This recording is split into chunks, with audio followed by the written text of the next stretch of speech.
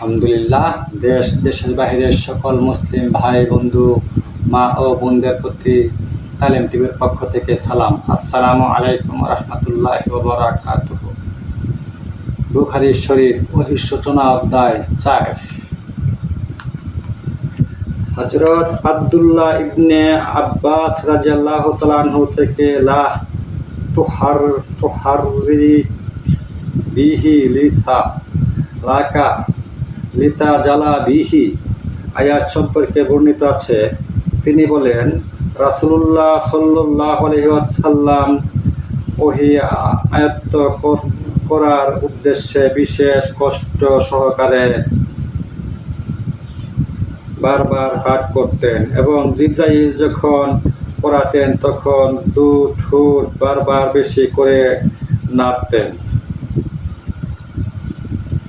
আব্দুল্লাহ ইবনে আব্বাস রাদিয়াল্লাহু তাআলা আনহু বলেন, আমি তোমাকে বুঝাবার জন্য রাসূলুল্লাহ সাল্লাল্লাহু আলাইহি ওয়াসাল্লাম যেভাবে তার দু ঠোঁট নাড়তেন সেভাবে ঠোঁট নাড়ছি।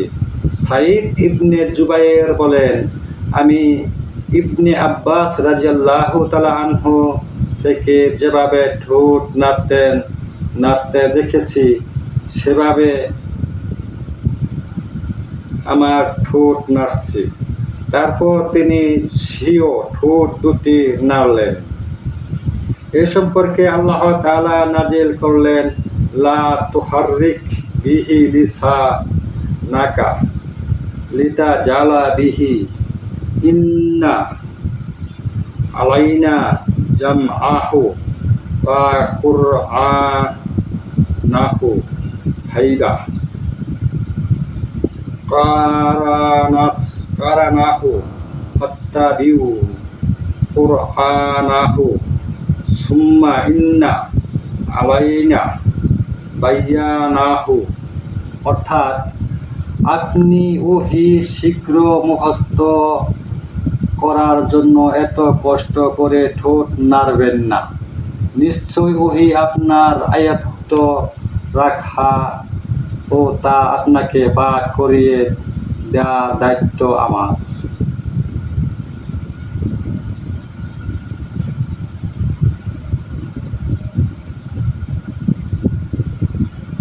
অতএব আমি যখন জিবরাইলের মুখে আমার ওহী পড়ি তখন আপনি সেই পড়নের অনুসরণ করুন। তারপর আবার তা বর্ণনা করার দায়িত্ব আমার। এই আয়াত নাজিল হওয়ার পর নবী করিম সাল্লাল্লাহু আলাইহি ওয়াসাল্লাম জিবরাইলের সাথে সাথে ওহী পাঠ বন্ধ করে দিলেন।